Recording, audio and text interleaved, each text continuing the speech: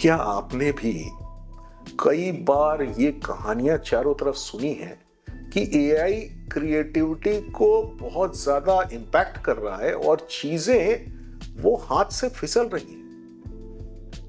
आइए आज के एपिसोड में ये देखते हैं कि एआई क्रिएटिविटी को कैसे इंपैक्ट कर रही है और इसके फायदे हैं या नुकसान, या कहीं ऐसा तो नहीं कि हम कोई बहुत अच्छे भविष्य की तरफ आगे बढ़ रहे हैं। शुरू करें।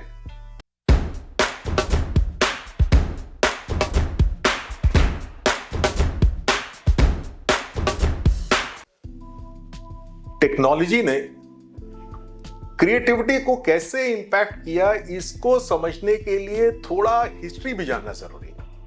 अब हिस्ट्री में आपको यह पता लगेगा कि आज से 73,000 साल पहले, almost 373,000 years back, Blombos caves जो साउथ अफ्रीका में थे, वहां के लोगों ने पिगमेंट्स ढूंढ लिया था पेंटिंग के लिए। अब वो पेंटिंग के लिए पिगमेंट्स जब उन्होंने ढूंढा, पिगमेंट्स यानी रंग, एक पदार्थ जिससे आप कलर क्रिएट करते हैं, वो उन्होंने जैसे ही ढूंढा तो उसके बाद उनकी पेंटिंग्स और निखर गई और बेहतर हो गई। करीब 2550 बीसी में, यानी 2550 बीसी में, जब पिरामिड्स इजिप्ट में बने, जो कि एक मैथ्स और डिजाइन का, आर्किटेक्चर का एक अनूठा उदाहरण जब उन्होंने पेश किया, तो जो क्रिएटर्स थे उनके लिए एक नया मौका मिला, जहां उन्होंने अंदर में इंस्क्रिप्शंस किए, बहुत कुछ ड्राइंग्स की, जो आज भी लोगों को बहुत ही आश्चर्यचकित या अचंभित कर देती है। 15वीं सेंचुरी में ऑयल पेंट का इन्वेंशन हुआ। ऑयल पेंट जब लोगों को मिला तो जो उनके पेंटिंग्स, जो क्रिएटिव काम करते थे, वो और बेहतर हो गए। और 1826, 1827 में फोटोग्राफी आया और फोटोग्राफी ने एक नई चीज, ऑलमोस्ट रियल दिखने वाले पिक्चर्स वो तैयार कर दिए, जो आज तक हम लोग इस्तेमाल करते हैं, प्रयोग करते हैं। आज भी हमारे कितने सारे जो पिक्चर्स हैं वो हमें बहुत अट्रैक्ट करते हैं। 1879 में थॉमस अल्वा एडिसन ने लाइट बल्ब इजाद किया। लाइट बल्ब आने के बाद जो क्रिएटर्स थे उनके लिए और भी बेहतर हो गया, क्योंकि जो काम वो दिन में करते थे अब वो रात को भी कर सकते थे। और 1974 में जब पर्सनल कंप्यूटर आया तो लोगों के लिए और भी क्रिएटिविटी आसान हो गई, और उन चीजों को आज भी हम अनुभव करते हैं और आज भी यूज करते हैं। ये सबसे बड़ा उदाहरण है कि कैसे टेक्नोलॉजी जब आगे बढ़ती है तो कैसे क्रिएटिविटी को वो फायदा पहुंचाती है। और 2017 से 2022 के बीच में जब नए टूल्स आए, चैट जीपीटी आया, और आपने देखा होगा क्रिएटिविटी वो कितना अच्छा हो गया है और कितना बेहतर हो गया है। आज की डेट में आपको text to image, text to video और कितनी सारी चीजें आप टेक्नोलॉजी से कर सकते हैं। और ये एक बहुत अच्छा उदाहरण है कि कैसे क्रिएटिविटी टेक्नोलॉजी से बढ़ती है। तो अब आज की डेट में ये देखते हैं एआई ने कैसे कैसे टूल्स बनाए हैं और उन टूल्स का हमें कैसे फायदा मिलता है। अब अगर आपने ध्यान दिया होगा तो 3 क्षेत्रों में एआई में काफी डेवलपमेंट हुआ है। पहला क्षेत्र है जनरेटिव एआई, जहां चैट जीपीटी, जेमिनी और क्लॉड जैसे एप्लीकेशंस आ गए हैं, जो कि आपको राइटिंग के लिए, कोडिंग के लिए और शेड्यूलिंग के लिए यूज होते हैं, और चीजों को कितने अच्छी तरीके से करते हैं, एफिशिएंसी कितनी ज्यादा बढ़ गई है। दूसरा, जो क्रिएटिव एआई प्लेटफॉर्म्स आ गए हैं, जैसे डेले, मिड जर्नी और ऐसे टूल्स जो कि इमेजेस, वीडियोस और कितनी अच्छी अच्छी चीजें तैयार कर रहे हैं और कितनी बेहतर तरीके से करते हैं। और तीसरा, जो कि एनालिटिक्स के क्षेत्र में है, एआई एनालाइजर्स कितने ढेर सारे डेटा सेट्स होते हैं, उनको कितने अच्छी तरीके से एनालाइज करते हैं और उसके कितने तरह के आपको इंसाइट्स उसमें से निकाल करके देते हैं।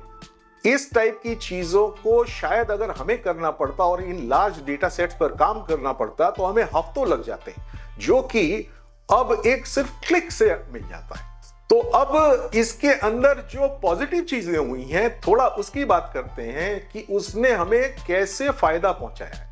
एआई एक क्रिएटिव कैटलिस्ट की तरह से वर्क करती है और आपकी चीजों को और बेहतर बना देती है। सबसे पहला उसमें फायदा यह हुआ है कि आपको मेंटल लिबरेशन मिला है, यानी चीजों से आपको आजादी, और काफी ऐसी चीजें जिसमें कोई बहुत ज्यादा इंटेलिजेंस नहीं यूज होता था, वो सारी चीजें अब जो है एआई अपने आप ही कर लेता है। जैसे जो रेपिटेटिव टास्क थे, जो रूटीन वाले काम थे, वो करने में हमारा काफी समय चला जाता है। अगर वो काम एआई करना शुरू कर दिया है तो आप इस तरह से सोचें कि आपको कितना फायदा हो रहा है। दूसरी चीज, जो आइडिया इनहेंसमेंट हो गया है, वो आपको एनालाइज करके बहुत सारे ऐसे आइडियाज पेश कर देता है जिसमें आप अपने साइड से, जो ह्यूमन साइड है, उसे एनालाइज करके और उस आइडिया को और बेहतर बना सकते हैं। और तीसरी चीज, प्रोडक्टिविटी को उसने भरपूर एक्सेलरेट कर दिया है। जो काम करने में कल कितना टाइम लगता था, आज वो बहुत आसानी से हो जाता है और आपकी प्रोडक्टिविटी और ज्यादा बढ़ती है। इनफैक्ट वर्कलोड कम होता है। यानी आपने ये देखा होगा अभी तक कि एआई अब एक को क्रिएटर की तरह से काम कर रहा है। यानी आप अपने साइड से जो चीजें करते हैं, एआई भी बहुत कुछ आपको करके दे देता है। अब उसके बाद आपका जो रोल होता है वो ये होता है कि इसे आप कितने बेहतर तरीके से करें। अब जब इतने फायदे हैं तो जाहिर सी बात है कुछ डार्क साइड भी होगा, कुछ ऐसी चीजें भी होंगी जिसको लेकर के थोड़ी प्रॉब्लम हो सकती है। सबसे पहला है वो डेटा ट्रैप, यानी एआई जब कोई भी आप प्रॉम्प्ट लिखते हैं तो वो ढेर सारा जो हिस्टोरिकल डेटा है उसे एनालाइज करता है और उसके बेसिस पर आउटपुट देता है। अब इसके अंदर एक चीज ध्यान रखें, वो जो आउटपुट आएगा वो हमेशा बहुत आपको सेफ महसूस कराएगा, आपको बड़ा फेमिलियर सा महसूस कराएगा, जिसे आपने पहले ही देखा है। आपको चीजें कोई ऐसी चीज जिसमें कोई व्यवधान आ सकता है या कोई परेशानी आ सकती है, वो शायद नहीं दिखाएगा। यानी आपके लिए ये एक डेटा का ट्रैप है। दूसरी चीज, जब बहुत सारे लोग इसे यूज कर रहे हैं और मेरा ख्याल है और भी लोग यूज करेंगे, तो ओरिजिनलिटी जो है वो रिस्क पे आएगी। वो मैं बताता हूं क्यों। जब बहुत सारे लोग प्रॉम्प्ट्स लिखेंगे और ये सारा डेटा एआई उसी जगह से ले रहा है और ये सारी चीजों का आउटपुट भी उन्हें ही दे रहा है, यानी क्या होने वाला है कि बहुत सारे लोगों को चीजें कॉमन मिलेंगी। जो उन्होंने एक्स को दिया है वही वाई को भी वो आउटपुट दे देंगे और ओरिजिनलिटी इफेक्ट हो सकती है। यानी उसके अंदर अब रियल कंसर्न्स स्टार्ट होते हैं। अब कंसर्न्स कैसे? सबसे पहला चीज आपका हो सकता है ओवर डिपेंडेंस, यानी कुछ जरूरत से ज्यादा डिपेंडेंस एआई पे आ जाएगा, क्योंकि लोगों को कुछ चीजें अगर आसान दिखती हैं तो उसे बार बार करते हैं और वो एआई पर बहुत ज्यादा डिपेंड करने लगेंगे। यानी ये एक प्रॉब्लम हो सकती है, या इसका अर्थ ये हो गया कि कुछ समय के बाद आपको ऐसा लगेगा जैसे सभी चीजें हमें एआई से ही कराना है। दूसरी प्रॉब्लम, जो स्किल की एट्रोफी है, यानी क्या होगा जब लोगों को चीजें एआई से आसानी से मिलना शुरू हो जाएंगी, तो जाहिर सी बात है लोग अपने स्किल्स को डेवलप करने की कोशिश नहीं करेंगे, जो बहुत बड़ा कैच है। और इस चीज पर थोड़ा ध्यान देना चाहिए और सभी को फोकस करना चाहिए। और तीसरी चीज, कुछ चीजों में नवीनता, कोई नई चीज लाने में हो सकता है कि कुछ डिक्लाइन आ जाए, क्योंकि ये ध्यान में रखें, जब तक आप किसी चीज के बारे में बहुत गहन चिंतन, यानी उसके बारे में बहुत ज्यादा विचार या अध्ययन नहीं करेंगे, तो इनोवेशन नहीं होता है। और चांसेस हैं कि अगर आप जरूरत से ज्यादा अगर एआई पर डिपेंड कर जाएं, तो इनोवेशन घट सकता है। तो आपका प्रश्न ये होगा कि इसके बाद तो हम क्या करें? मैं बताता हूं। आपको एक हाइब्रिड अप्रोच लेना पड़ेगा, यानी ह्यूमन और एआई साथ में दोनों को एग्जिस्ट करेंगे और एआई आपको हेल्प करेगा चीजों को करने में। ये अप्रोच लेकर जब चलेंगे आपके लिए चीजें आसान हो जाएंगी। अब इसमें क्या करना है? अब इसमें एआई को आप इस्तेमाल करें बहुत सारे आइडियाज क्रिएशन में, जो आपके एनालिसिस हैं उसमें, और जो एक बेसिक कंटेंट क्रिएशन है चीजों का, उसमें आप इस्तेमाल करें।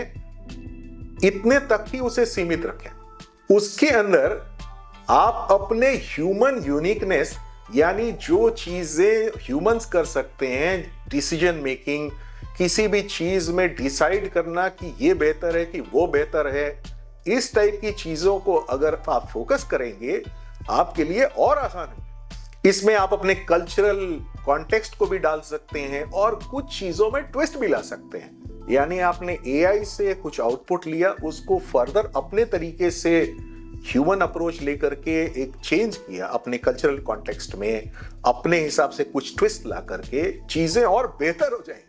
और तीसरी चीज, कुछ आइटरेटिव रिफाइनमेंट भी आप कर सकते हैं। यानी कुछ चीजें आपने एआई का ले लिया, कुछ अपना ले लिया, ये दोनों के बीच में अगर आप टॉगल करते रहेंगे, मेरा ख्याल है आपके लिए चीजें बहुत अच्छी होने वाली है। तो अब 2025 में आपको क्या करना है? सबसे पहली चीज आपको ये करनी है कि आपको ट्रेनिंग और अपस्किलिंग करनी है अपनी, और जो लोग आपके साथ काम करते हैं उन्हें भी बताना है कि जितना ज्यादा अपस्किल करेंगे एआई का आपको फायदा मिलेगा ही। पहला स्टेप कि एआई टूल्स को आपको यूज करना है, लेकिन एक एथिकल फ्रेमवर्क में, गलत चीजों में इस्तेमाल नहीं होना है। दूसरी चीज, क्रिएटिव कॉन्फिडेंस पैदा करना है, लेकिन प्रैक्टिस से। और तीसरी चीज ये है कि आपको अडेप्टिव स्किल्स अपने लिए डेवलप करना पड़ेगा, जो कि आप नए नए टेक्नोलॉजीज के लिए आपको एक ओपन माइंड रखना पड़ेगा और इसे अडेप्ट करना पड़ेगा। जो सबसे महत्वपूर्ण चीज इसमें यह है कि आपको एथिकल एआई यूजेस पर ध्यान देना है और इसके लिए गाइडलाइंस और फ्रेमवर्क बनाना पड़ेगा। सबसे पहली चीज उसमें यह है कि आपको फेयर प्ले को डिफाइन करना पड़ेगा, यानी उसे इस्तेमाल करके क्या चीज फेयर है और क्या नहीं है, ये आपको डिफाइन करना पड़ेगा। क्योंकि आपने देखा होगा एआई को यूज करके बहुत सारे लोग गलत चीजों में भी इस्तेमाल कर रहे हैं। एआई एक टूल है, इसे गलत चीज में यूज करेंगे, गलत आउटपुट आएगा और समाज के ऊपर इसका गलत असर पड़ेगा। इसके लिए एथिकल गाइडलाइंस बनाना बहुत जरूरी है और उसे सही चीजों के लिए यूज करना है। दूसरी चीज, अडेप्टेबिलिटी को प्रमोट करना है। ज्यादा से ज्यादा लोगों को इसके लिए अडेप्टेबल होना है, इसको प्रमोट करना है। इस टाइप की चीजों को आपको अपने चारों तरफ बात करना है और लोगों को बताना भी है, और ऑर्गेनाइजेशंस में इसके लिए गाइडलाइंस बनानी पड़ेंगी। और तीसरी चीज, क्रिएटिविटी को आपको फॉस्टर करना पड़ेगा। लोगों को ऐसा नहीं बनाना है कि वो सारा क्रिएटिविटी वो एआई के थ्रू करें और खुद कुछ भी ना करें। ये ध्यान में रखें, अप्रोच ये होना चाहिए कि उससे आउटपुट लिया और हमारा क्रिएटिव सेंस उसको कैसे चेंज करता है और कैसे बेहतर बनाता है, उस पर फोकस करना है। यानी अपने ऑर्गेनाइजेशन में अपने चारों तरफ क्रिएटिविटी को भी फॉस्टर करना पड़ेगा। अगला स्टेप, एआई के अडेप्टेबिलिटी को थोड़ा डेमोक्रेटाइज करना पड़ेगा। यानी कुछ लोग एआई को इस्तेमाल कर रहे हैं या प्रयोग कर रहे हैं या यूज कर रहे हैं, इससे नहीं चलेगा। इसे जितने ज्यादा लोग इस्तेमाल करेंगे उतना बेहतर होने वाला है। अब इसके अंदर आपको, अगर आपके पास कोई ऑर्गेनाइजेशन है, स्टाफ को जितना ज्यादा एम्पावर करेंगे जिससे उनके रेपिटेटिव टास्क कम हो जाएं, बेहतर होगा। मैं फिर से दोहरा रहा हूं, एआई को ऐसा नहीं इस्तेमाल करना है जिससे कि लोगों को आप हटा दें। उन लोगों के रेपिटेटिव टास्क और रूटीन टास्क को आइडेंटिफाई करना है और उसे एआई के थ्रू कराना है, और उन्हें किसी इंटेलिजेंट काम में, जिसमें एक ह्यूमन इंटेलिजेंस की जरूरत है, जिसमें एक क्रिएटिविटी की जरूरत है, उसमें लगाएं। क्योंकि उससे इनोवेशन और फास्ट हो जाएगा। जैसा मैंने शुरू में बताया था, मेंटल लिबरेशन, अगर आपके रेपिटेटिव टास्क अगर एआई करना शुरू करेगा, आप इस टाइप की चीजों से अपने स्टाफ को और ज्यादा एम्पावर करेंगे, लोग और बेहतर काम करने लगेंगे। और तीसरी चीज इसमें यह भी करनी है कि आपको एक पॉजिटिव एक्सचेंज रखना है। यानी एआई को इस्तेमाल करना है, लेकिन आपको इस तरीके से यूज करना है लोगों की और बेटरमेंट हो और लोगों को और अच्छा काम करने को मिले। 2025 में आपने ये देखा होगा कि एआई एजेंट्स एकदम जबरदस्त अपराइज पर हैं, यानी एआई के बहुत सारे एजेंट्स आते जा रहे हैं और बहुत सारे टास्क करते जा रहे हैं। अब इसमें जो कॉम्प्लेक्स टास्क मैनेजमेंट कर रहा है, एआई बहुत सारे वर्कफ्लोज के काम कर रहा है जो कि पेमेंट प्रोसेसिंग जैसे कॉम्प्लेक्स टास्क कर रहा है और काफी एफिशिएंटली कर रहा है और बहुत फास्ट कर रहा है। दूसरी चीज, ह्यूमन मशीन पार्टनरशिप, जहां कुछ काम ह्यूमन कर रहे हैं और कुछ मशीन कर रहा है, ये पार्टनरशिप शुरू हो चुका है। 2025 में आपने ऑब्जर्व किया होगा बहुत सारे चेंजेस आ रहे हैं। और आपने एक चीज और देखा होगा कि क्रिएटिव रोल और ज्यादा बढ़ रहा है, जहां पर कि लोग स्ट्रेटेजिक, इनोवेटिव और रिलेशनशिप ड्रिवन काम कर रहे हैं, यानी कि उसमें जिसमें ह्यूमंस की सबसे ज्यादा जरूरत होती है उसमें काम कर रहे हैं। चीजें और बेहतर होती जा रही हैं।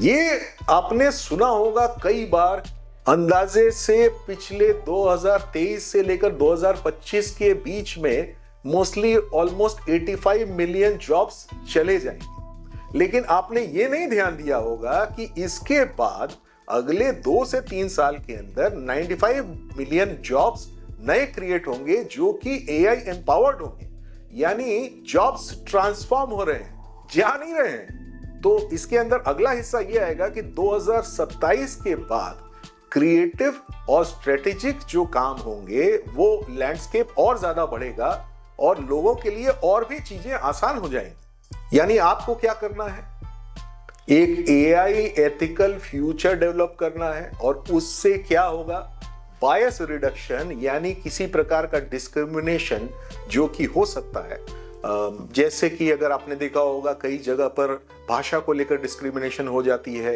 एज को लेकर डिस्क्रिमिनेशन हो जाती है, जेंडर को लेकर डिस्क्रिमिनेशन हो जाती है, जगह को लेकर के, स्थान को लेकर के डिस्क्रिमिनेशन हो जाती है। ये सब कम होंगे और इसी पर हमें फोकस करना है। दूसरी चीज, इंक्लूसिव डिजाइन लाना जरूरी है, जहां ज्यादा से ज्यादा लोगों को उसमें इंक्लूड करना है जिससे कि लोगों का फायदा हो। और तीसरी चीज, क्लियर नॉर्म्स देने पड़ेंगे जिससे कि लोगों को यह पता चल जाए कि वो क्या कर सकते हैं और क्या नहीं कर सकते। ये बताना बहुत जरूरी है। इसीलिए मैंने जैसा आपको बताया, एक एआई एथिकल फ्यूचर बनाना वो हमारा काम है। चलिए, तो अब जो चीजें हमने डिस्कस की हैं उसको क्विकली मैं आपको कवर करके दे देता हूं। सबसे पहला, एक हाइब्रिड अप्रोच, यानी कुछ काम एआई करेगा, कुछ हम करेंगे और उन दोनों का जो मिश्रण होगा वो है रियल आउटपुट। दूसरी चीज, एक कंटिन्यूअस लर्निंग अप्रोच लाना जरूरी है जिससे कि हमारे अंदर एक चाह रहनी चाहिए, एक उत्सुकता रहनी चाहिए, एक क्यूरियोसिटी रहनी चाहिए कि हम नई नई चीजों को लर्न करते जाएं। बहुत बेहतर होने वाला है। और तीसरी चीज, स्ट्रेटेजिक अडेप्टेशन करना पड़ेगा, यानी चीजों को स्ट्रेटेजिकली अगर हम अडेप्ट करते जाएंगे, फ्यूचर और बेहतर होने वाला है। मैं आपको ये बता रहा हूं कि आप जितना ज्यादा एआई को यूज करेंगे आपके लिए और बेहतर होने वाला है। और एआई क्रिएटिविटी को इतना कॉम्प्लीमेंट करेगी कि आपको भी लगेगा कितनी अच्छी चीज आ गई है। चलिए, तो अब विदा लेने का टाइम आ गया है। मेरा ख्याल है आपको इस एपिसोड में बहुत मजा आया होगा और आपने एक चीज देखा होगा, यह सही है कि एआई क्रिएटिविटी पर अगर पॉजिटिव इंपैक्ट कर सकती है तो नेगेटिवली भी कर सकती है। अगर एक चीज आप ध्यान देंगे, अगर आपने प्रॉपर फ्रेमवर्क और एक एथिकल फ्रेमवर्क बनाया, बहुत फायदा होने वाला। इस एपिसोड को अगर आपने एंजॉय किया होगा तो मेरा एक रिक्वेस्ट है, थोड़ा सब्सक्राइब कर लें, थोड़ा लाइक कर दें, थोड़ा हमें भी एनकरेजमेंट मिलेगा। Thank you so much. Good bye.